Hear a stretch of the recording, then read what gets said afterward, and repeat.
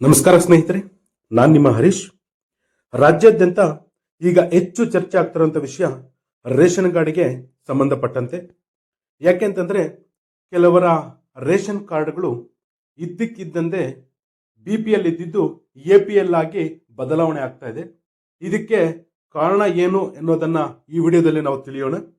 ಅದರ ಜೊತೆಗೆ ಆ ರೇಷನ್ ಕಾರ್ಡು ನಿಮಗೆ BPL ಇರಬೇಕಂತಂದ್ರೆ ಎಷ್ಟು ಆದಾಯ ಮೀರಿರಬಾರದು, ಜೊತೆಗೆ ನಿಮಗೆ ಎಷ್ಟು ಜಮೀನು ಇರಬೇಕು, ಜೊತೆಗೆ ಕಾರ್ಡ್ನಲ್ಲಿ GST ಅಥವಾ IT ರಿಟರ್ನ್ಸ್ ಕಟ್ಟುತ್ತಿದ್ದವರಿದ್ರೆ ನೀವು ಏನು ಮಾಡಬೇಕು, ಹಾಗೆ ನಿಮ್ಮ ಬಳಿ ಕಾರ್ ಏನಾದರೂ ಇದ್ರೆ ರೇಷನ್ ಕಾರ್ಡು ಏನಾಗುತ್ತೆ ಅನ್ನೋದ್ರ ಬಗ್ಗೆ, ಈಗಾಗಲೇ BPL ಕಾರ್ಡು APL ಆಗಿ ಬದಲಾವಣೆ ಆಗಿದ್ರೆ ತಾವು ಏನು ಮಾಡಬೇಕು ಅನ್ನೋ ಎಲ್ಲಾ ವಿಷಯಗಳ ಬಗ್ಗೆ ಈ ವಿಡಿಯೋದಲ್ಲಿ ನಾವು ತಿಳ್ಕೊಳ್ಳೋಣ. ತಾವು ಇದೇ ಮೊದಲ ಬಾರಿಗೆ ಏನಾದರೂ ನಮ್ಮ ಚಾನಲ್ ಅನ್ನು ನೋಡ್ತಾ ಇದ್ರೆ ದಯವಿಟ್ಟು ಸಬ್ಸ್ಕ್ರೈಬ್ ಮಾಡ್ಕೊಳ್ಳಿ ಅಂತ ಹೇಳ್ತಾ ಬನ್ನಿ ಇವತ್ತಿನ ವಿಡಿಯೋನ ಪ್ರಾರಂಭ ಮಾಡೋಣ. ನೋಡಿ ಸ್ನೇಹಿತರೆ, ಈಗ ರಾಜ್ಯಾದ್ಯಂತ ತಾವೆಲ್ಲ ಈಗಾಗಲೇ ಒಂದಷ್ಟು ರೇಷನ್ ಕೊಡುವಂತ ಅಂಗಡಿ ಮಾಲೀಕರು ಅಥವಾ ಅಂಗಡಿಯವರು ಏನಿದ್ದಾರೆ ರೇಷನ್ ಕೊಡುವಂತವರು, ಅವರು ಎಲ್ಲ ಈಗಾಗಲೇ ನಿಮ್ಗೆ ಹೇಳಿರ್ತಾರೆ ನಿಮ್ಮ ಕಾರ್ಡು BPL ಇದ್ದಿದ್ದು APL ಆಗಿದೆ, ಅಥವಾ ನಿಮ್ಮ ಕಾರ್ಡಲ್ಲಿ GST ಕಟ್ಟೋರಿದ್ದಾರೆ, ಹಾಗಾಗಿ ನಿಮ್ಮ ಕಾರ್ಡು BPL ಇದ್ದಿದ್ದು APL ಆಗಿದೆ ಅಂತೇಳಿ ತುಂಬಾ ಜನ ನಿಮ್ಗೆಲ್ಲ ಕನ್ಫ್ಯೂಸ್ ಮಾಡಿರ್ತಾರೆ. ಅದಕ್ಕೆ ಏನ್ ಮಾಡ್ಬೇಕಂತೇಳಿ ತಾವೆಲ್ಲ ಕೂಡ ಈಗ ಒಂದಷ್ಟು ಜನ ಗೊಂದಲದಲ್ಲಿದ್ದೀರಾ. ಹಾಗಾಗಿ ನನಗೆ ತಿಳಿದಿರೋ ಮಟ್ಟಿಗೆ ನಾನು ಈ ಫುಡ್ ಆಫೀಸರ್ಸ್ ಯಾರಿದ್ದಾರೆ ಆ ಅಧಿಕಾರಿಗಳ ಜೊತೆ ಮಾತಾಡಿದ ನಂತರ ನಾನು ಈ ಮಾಹಿತಿಯನ್ನು ತಮ್ಮ ಗಮನಕ್ಕೆ ತರ್ತಾ ಇರುವಂತದ್ದು. ಇಲ್ಲಿ ಮೊದಲಿಗೆ ನೀವೆಲ್ಲ ಇರುವಂತದ್ದು ಮೊದಲು ಡೌಟ್ ಏನಪ್ಪಾ ಅಂತಂದ್ರೆ, ನಿಮ್ದು ಇಷ್ಟು ದಿನ BPL ಇದ್ದು ಈಗ ಇದ್ದಕ್ಕಿದ್ದಂತೆ APL ಆಗಿ ಕನ್ವರ್ಟ್ ಆಗಿದೆ. ಯಾಕೆ ಇದಾಗಿರುತ್ತೆ ಅಂತಂದ್ರೆ, ನಿಮ್ಮ ಕಾರ್ಡಲ್ಲಿ ಯಾರಾದರೂ ನಿಮ್ಮ ಮಕ್ಕಳು ಅಥವಾ ನಿಮ್ಮ ಸೊಸೆಯಂದರು ಅಥವಾ ನೀವು ಕುಟುಂಬದವರು ನಿಮ್ಮ ರೇಷನ್ ಕಾರ್ಡಲ್ಲಿರುವಂಥವ್ರು ಯಾರಾದರೂ ಒಬ್ಬರು ಈ GST ಕಟ್ತಾ ಇದ್ರೆ, ಅಂದ್ರೆ GST ಏನಾದರೂ ನೀವು ತಗೊಂಡು ಆ ಅಂಗಡಿಗಳ ಮೇಲೂ ಅಥವಾ ಬಿಸ್ನೆಸ್ ಮೇಲೆ ಏನಾದರೂ ನೀವು ಕಟ್ತಾ ಇದ್ರೆ ನಿಮ್ಮ BPL ಕಾರ್ಡು APL ಆಗಿ ಬದಲಾಗಿರುತ್ತೆ. ಇಲ್ಲ ನಿಮ್ಮ ಮನೆಯಲ್ಲಿ ಯಾರಾದರೂ ಬ್ಯಾಂಕ್ ಸಾಲ ಮಾಡ್ಕೊಳ್ಳೋದಕ್ಕಾಗಿ IT ರಿಟರ್ನ್ಸ್ ಏನಾದರೂ ಮಾಡಿದ್ರೆ ಕೂಡ ನಿಮಗೆ BPL ಕಾರ್ಡು APL ಆಗುತ್ತೆ. ಯಾಕೆಂತಂದ್ರೆ BPL ಅನ್ನುವಂಥದ್ದು ಬಡವರಿಗೆ ಸರ್ಕಾರ ಉಚಿತವಾಗಿ ಅಕ್ಕಿ ಕೊಡ್ತಾ ಇರುವಂತದ್ದು. ನೀವೇನಾದರೂ IT ರಿಟರ್ನ್ಸ್ ಮಾಡಿ GST ಇದೆ ಅಂತಂದ್ರೆ ಅಲ್ಲಿಗೆ ನಿಮ್ಮ ಆದಾಯ ಮಿತಿ ನೀವು ಸರ್ಕಾರ ಏನ್ ನಿಗದಿ ಮಾಡಿತ್ತೋ ಅದನ್ನ ಮೀರಿದ್ದೀರಿ ಅಂತ ಅರ್ಥ.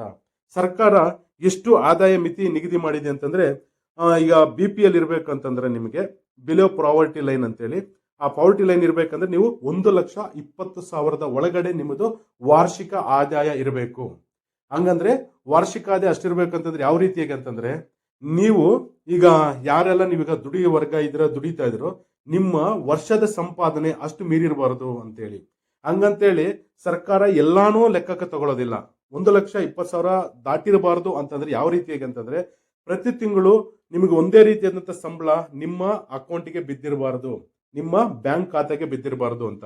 ಯಾಕೆ ಅಂತಂದ್ರೆ, ಈಗ ಉದಾಹರಣೆಗೆ ನೀವು ಪ್ರತಿ ತಿಂಗಳು 20,000 ಏನಾದರೂ ನಿಮ್ಮ ಅಕೌಂಟ್ಗೆ ಬೀಳ್ತಾ ಇದ್ರೆ, ಇದು ಯಾರ ಬಗ್ಗೆ ಹೇಳ್ತಾ ಇದ್ರೆ ರೇಷನ್ ಕಾರ್ಡ್ ಅಲ್ಲಿ ಇರುವಂತವ್ರದ್ದು ಯಾರ್ದಾದ್ರೂ ಆಗಲಿ ಬೀಳ್ತಾ ಇದ್ರೆ ಅಲ್ಲಿಗೆ 12 ತಿಂಗಳಿಗೆ ನಿಮ್ಮ ಅಮೌಂಟ್ ಎಷ್ಟಾಯ್ತು? 2,40,000 ಆಯ್ತು.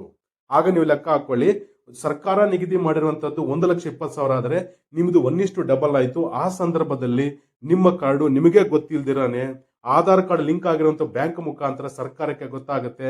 ಆವಾಗ ನಿಮ್ಮ ಕಾರ್ಡು BPL ಇದ್ದಿದ್ದು APL ಆಗಿ ಬದಲಾವಣೆ ಆಗುತ್ತೆ.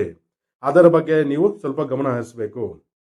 ಹಾಗೆಯೇ ಇನ್ನೊಂದಷ್ಟು ಜನರಿಗೆ ಈಗ ಹೆಚ್ಚು ಚರ್ಚೆ ಆಗ್ತಿರುವಂತದ್ದು, ನಿಮ್ಮ ಬಳಿ ಕಾರ್ ಇದ್ರೆ ನಿಮ್ಮ ರೇಷನ್ ಕಾರ್ಡು BPL ಇದ್ದದ್ದು APL ಆಗೋಗುತ್ತೆ ಅಂತೇಳಿ ಈಗ ಹೆಚ್ಚು ಚರ್ಚೆ ಆಗ್ತಾ ಇದೆ. ಇದು ಕೂಡ ತಾವೆಲ್ಲ ಗಮನಿಸಬೇಕು. ಈ ಹಿಂದೆ ಸರ್ಕಾರ ಈ ತೀರ್ಮಾನವನ್ನ ತಗೊಂಡಿತ್ತು. ಆದರೆ ಇವತ್ತು ನಾವು ನೋಡೋದಾದ್ರೆ ಇವತ್ತು ಕರ್ನಾಟಕದಲ್ಲಿರುವಂತಹ ಸುಮಾರು ಜನರ ಬಳಿ ಇವತ್ತು ಕಾರ್ ಇದೆ. ಅಷ್ಟು ಮಾತ್ರಕ್ಕೆ ನಿಮ್ಮ ಕಾರ್ಡು APL ಆಗುತ್ತೆ ಅಂತೇಳಿ ತಾವು ಅನ್ಕೋಬೇಡಿ. ಯಾಕೆಂದ್ರೆ BPL ಕಾರ್ಡ್ APL ಆಗುತ್ತೆ ಅಂತೇಳಿ ತುಂಬಾ ಜನ ಭಯ ಬಿದ್ದು ಇವತ್ತು ಕಾರ್ಗಳನ್ನ ಮಾರಾಟ ಮಾಡ್ತಾ ಇದಾರೆ, ಮಾರಕ್ ಹೋಗ್ತಾ ಇದ್ದೀರಾ. ತಾವು ಇದ್ರ ಕಡೆ ಕೂಡ ಗಮನ ಹರಿಸಿ.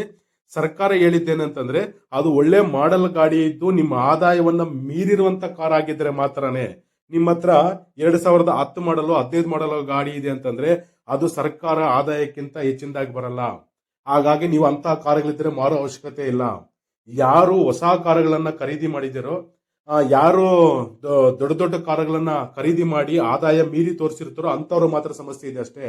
ನಿಮ್ಮ ಹತ್ರ ಲೋ ಮಾಡೆಲ್ ಕಾರ್ ಏನಾದ್ರೂ ಇದ್ದು ನೀವೇನಾದ್ರೂ ಈ ತರ ಮಾರಾಟ ಮಾಡ್ತಿದ್ರೆ ಆ ತರ ಅವಶ್ಯಕತೆ ಇಲ್ಲ. ಇನ್ನು ಕೆಲವರಾದ್ರೆ RC ಯನ್ನ ಕ್ಯಾನ್ಸಲ್ ಮಾಡಕ್ಕೆ ಹೋಗಿದಾರಂತೆ. RC ಕ್ಯಾನ್ಸಲ್ ಮಾಡಿ ನಮ್ಮ ಕಾರು ಗುಜರಿಗೆ ಹಾಕ್ತಿವಿ, ನಮ್ದು ಲೋ ಮಾಡೆಲ್ ಕಾರು. ಯಾಕೆಂತಂದ್ರೆ ಕಾರ್ ಇದೆ ಅಂತಂದ್ರೆ BPL ಕಾರ್ಡ್ ಕ್ಯಾನ್ಸಲ್ ಆಗುತ್ತೆ ಅನ್ನೋ ಭಯ ಅವ್ರಿಗೆ ಕಾಡ್ತಾ ಇದೆ. ಇಲ್ಲಿ ತುಂಬಾ ಜನ BPL ಕಾರ್ಡ್ ಇರುವಂತವ್ರು ಸೊಸೈಟಿ ಹಕ್ಕಿ ತಿಂತಾ ಇಲ್ಲ, ಆದ್ರೂ ಕೂಡ ಇವರು BPL ಕಾರ್ಡ್ ಬೇಕು ಅನ್ನೋದು ಯಾಕಂತಂದ್ರೆ ಈ BPL ಕಾರ್ಡ್ ನಿಮ್ಮ ಬಳಿ ಇದ್ರೆ ಆಸ್ಪತ್ರೆಗೆ ತುಂಬಾ ಉಪಯೋಗ ಇದೆ. ಇವತ್ತು BPL ರೇಷನ್ ಕಾರ್ಡ್ ಮತ್ತು ಆಧಾರ್ ಕಾರ್ಡ್ ಇದ್ರೆ ಯಶಸ್ವಿ ಯೋಜನೆ ಅಡಿಯಲ್ಲಿ, ಆಯುಷ್ಮಾನ್ ಕಾರ್ಡ್ ಅಡಿಯಲ್ಲಿ ₹1 ನೀವು ಕಟ್ಟಿದೀರಾ, ದೊಡ್ಡ ದೊಡ್ಡ ಆಸ್ಪತ್ರೆಗಳು ನಿಮಗೆ ಫ್ರೀ ಆಗಿ ಟ್ರೀಟ್ಮೆಂಟ್ ಕೊಡ್ತಾ ಇದೆ. ಅದಕ್ಕೋಸ್ಕರ ಜನರಿಗೆ ಕಾರ್ಡ್ ಅನ್ನು ಉಳಿಸ್ಕೊಳ್ಳಿಕ್ಕೆ ತಮ್ಮ ಕಾರುಗಳನ್ನ ಮಾರಾಟ ಮಾಡ್ಲಿಕ್ಕೆ ಸಿದ್ಧರಾಗಿದ್ದಾರೆ. ಸರ್ಕಾರ ಇದರ ಬಗ್ಗೆ ಇನ್ನು ಯಾವುದೇ ನಿರ್ಧಾರವನ್ನು ತಗೊಂಡಿಲ್ಲ. ದಯವಿಟ್ಟು ಯಾರು ದುಡುಕಿ ಕಾರನ್ನ ಮಾರಾಟ ಮಾಡುವಂತದ್ದು ಬೇಡ. ನಿಮ್ಮ ಕಾರ್ ಏನಾದ್ರು ಲೋ ಮಾಡಲ್ ಇದ್ರೆ ಅದಕ್ಕೆ ಯಾವುದೇ ಸಮಸ್ಯೆ ನಿಮ್ಗೆ ಆಗೋದಿಲ್ಲ.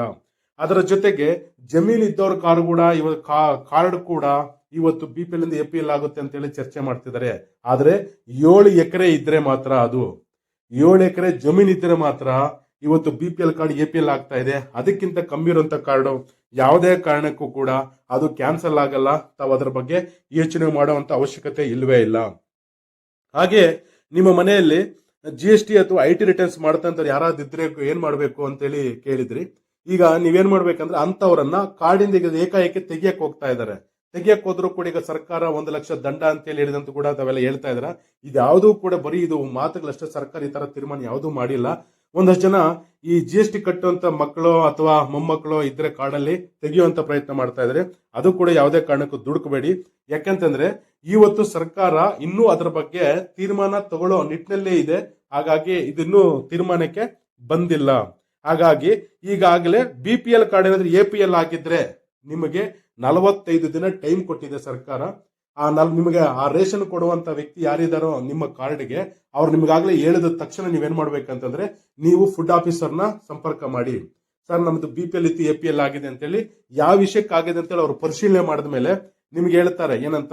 ನಿಮ್ಮ ಕ್ಯಾಸ್ಟ್ ಇನ್ಕಮ್ ಮತ್ತೆ ನಿಮ್ಮ 1 ವರ್ಷದ ಬ್ಯಾಂಕ್ ಸ್ಟೇಟ್ಮೆಂಟ್, ನಿಮ್ಮ ಆಧಾರ್ ಕಾರ್ಡ್ ಅನ್ನ ತಗೊಂಡೋಗಿ ನೀವೇನಾದ್ರೂ ಫುಡ್ ಆಫೀಸಲ್ಲಿ ಕೊಟ್ರೆ ಅವ್ರು ಅದನ್ನ ಪರಿಶೀಲನೆ ಮಾಡ್ತಾರೆ. ಯಾವುದನ್ನ ನಿಮ್ಮ ಟ್ರಾನ್ಸಾಕ್ಷನ್ ಎಷ್ಟಾಗಿದೆ, ಯಾವ ಕಾರಣಕ್ಕೆ ನಿಮ್ದು BPL ಕಾರ್ಡ್ APL ಆಗಿದೆ. ಹಾಗಾಗಿ ತಾವೇನು ಮಾಡಬಹುದು ಅಂತೇಳಿ ಅದಕ್ಕೊಂದು ಅವಕಾಶ ಇದೆ. ನೀವು ಬೇಕಾದ್ರೆ ಒಂದು ಮನವಿಯನ್ನ ಬರೆದು ಯಾರೋ ಫುಡ್ ಆಫೀಸರ್ ಇದಾರೋ, ಆಹಾರ ಅಧಿಕಾರಿಗಳಿದಾರೋ ಅವ್ರಿಗೂ ಕೊಟ್ರೆ ಅವರು ಅದನ್ನ BPL APL ಆಗಿರೋದನ್ನ ಮತ್ತೆ ನಿಮಗೆ BPL ಕಾರ್ಡ್ ಮಾಡ್ಕೊಡಕ್ಕೆ ಅವಕಾಶ ಇದೆ. ಹಾಗಾಗಿ ತುಂಬಾ ಜನ ಈಗ ಏನ್ ಮಾಡ್ತಿದ್ದಾರೆ ಅಂತಂದ್ರೆ ಅದು ಕ್ಯಾನ್ಸಲ್ ಆದ ತಕ್ಷಣ ಆನ್ಲೈನ್ ಸೆಂಟರ್ ಹತ್ರ ಹೋಗಿ ಏಕಾಏಕಿ GST ಕಟ್ಟವರು IT ರಿಟರ್ನ್ಸ್ ಇದ್ರೆ ಅವ್ರನ್ನ ತೆಗೆದಾಕುವಂತ ಕೆಲಸ, ಕಾರುಗಳಿದ್ರೆ ಮಾರಾಕುವಂತ ಕೆಲಸ, ಮತ್ತೆ ಜಮೀನು ಹೆಚ್ಚಾಗಿದೆ ಏನ್ ಮಾಡ್ಬೇಕಂತ ಹೇಳಿ ತುಂಬಾ ಜನ ಕನ್ಫ್ಯೂಸ್ ಮಾಡ್ಕೊಂತಿದಾರ. ಇಲ್ಲಿ ನೀವು ವಿಷಯ ಇಷ್ಟೇ ಆಗಿರುವಂತದ್ದು. ಈಗ ಸರ್ಕಾರ ಯಾಕೆ ಈ ತೀರ್ಮಾನ ತಗೊಂಡಿದೆ ಅಂತಂದ್ರೆ ತುಂಬಾ ಜನ ಯಾರು ಎಬೋ ಪ್ರಾವರ್ಟಿ ಲೈನ್ ಯಾರಿದಾರೋ ಅಂದ್ರೆ APL ಕಾರ್ಡು ಅವರೆಲ್ಲ ಕೂಡ ಅವರ ಒಂದು ಇನ್ಫ್ಲೂಯೆನ್ಸ್ ಅನ್ನ ಬಳಸಿ ಅವರೊಂದಷ್ಟು ಕಾರ್ಡ್ಗಳನ್ನ ಏನ್ ಮಾಡಿದ್ದಾರೆ BPL ಕಾರ್ಡ್ಗಳಾಗಿ ಇಟ್ಕೊಂಡ್ಬಿಟ್ಟವ್ರೆ. ಅದು ಇತ್ತೀಚೆಗೆ ಆಧಾರ್ ಕಾರ್ಡ್ ಮತ್ತೆ ರೇಷನ್ ಕಾರ್ಡ್ ಮರ್ಜ್ ಆದಾಗ ಸರ್ಕಾರಕ್ಕೆ ಸುಮಾರು ಕಾರ್ಡ್ಗಳಿರುವಂತದ್ದು ಹೋಗಿದೆ. ಒಂದು ಅಂದಾಜು ಪ್ರಕಾರ ಅಂದ್ರೆ ಈಗ ಮಾಧ್ಯಮದಲ್ಲಿ ಬಂದಿದ್ದು ನಾನು ಓದಿದ ಪ್ರಕಾರ 16 ಲಕ್ಷ ಕಾರ್ಡ್ಗಳು ನಮ್ಮ ಕರ್ನಾಟಕದಲ್ಲೇ BPL ಕಾರ್ಡ್ APL ಆಗಿ ಬದಲಾಗಿದೆಯಂತೆ. ಇವೆಲ್ಲ ಬದಲಾಗಿದ್ದ ಯಾಕೆ ಅಂತಂದ್ರೆ GST ಕಟ್ಟೋರು, IT ರಿಟರ್ನ್ಸ್ ಮಾಡ್ತಾ ಇರುವಂತವ್ರು ಮತ್ತೆ ಆದಾಯಕ್ಕೆ ಹೆಚ್ಚು ಸಂಪಾದನೆಯನ್ನು ತೋರಿಸಿರುವಂತವ್ರು, ಅಂದ್ರೆ ಸರ್ಕಾರ ಏನು 1,20,000 ಹೇಳಿದ್ರು ಅದಕ್ಕಿಂತ ಆದಾಯ ಮೀರಿದೆ ಅಂತೇಳಿ ಆಗಿರುವಂತದ್ದು. ಇವ್ರು ಎಲ್ರಿಗೂ ಕೂಡ ಸರ್ಕಾರನೇ ಕಾಲಾವಕಾಶ ಕೊಟ್ಟಿದೆ. ಇವರು ನಿಜವಾಗ್ಲೂ ಏನಾದ್ರೂ ಆ ತರ ಆಗಿಲ್ಲ ಅಂತಂದ್ರೆ ನಿಮ್ಮ APL ಆಗಿರೋ ಕಾರ್ಡು ಮತ್ತೆ BPL ಮಾಡುವಂತ ಅವಕಾಶಗಳು ಕೂಡ ಇದೆ. ಹಾಗಾಗಿ ಯಾರು ಕೂಡ ದುಡುಕಿ ಕಾರ್ಡನ್ನ ತೆಗೆಯುವಂಥದ್ದು, ಡಿಲೀಟ್ ಮಾಡುವಂತದ್ದು ಯಾರು ಕೂಡ ಮಾಡಬೇಡಿ ಅಂತ ಹೇಳ್ತಾ, ಇದ್ರ ಬಗ್ಗೆ ಈ ರೇಷನ್ ಕಾರ್ಡ್ ಬಗ್ಗೆ ತಮಗೇನಾದ್ರೂ ಡೌಟ್ ಇದ್ರೆ ಇದೇ ವಿಡಿಯೋದಲ್ಲೇ ನಮ್ಮ ಕಚೇರಿ ನಂಬರ್ ಅನ್ನ ಹಾಕ್ತೀನಿ. ತಾವು ನನಗೆ ವಾಟ್ಸ್ಆಪ್ ಮುಖಾಂತರ ಸಂಪರ್ಕ ಮಾಡಬಹುದು. ಇಲ್ಲ ಈ ರೇಷನ್ ಕಾರ್ಡ್ ಸಂಬಂಧಪಟ್ಟಂತೆ ಇನ್ನೇನಾದರೂ ಅನುಮಾನ ಇದ್ದಲ್ಲಿ ಕಮೆಂಟ್ ಮುಖಾಂತರ ತಿಳಿಸಿ. ಮುಂದಿನ ವಿಡಿಯೋದಲ್ಲಿ ಅದಕ್ಕೆಲ್ಲ ನಾನು ಉತ್ತರ ಕೊಡುವ ಪ್ರಯತ್ನವನ್ನ ಮಾಡ್ತೀನಿ ಅಂತ ಹೇಳ್ತಾ ಇಷ್ಟೊತ್ತು ವಿಡಿಯೋ ನೋಡಿದ್ದಕ್ಕಾಗಿ ಧನ್ಯವಾದಗಳು.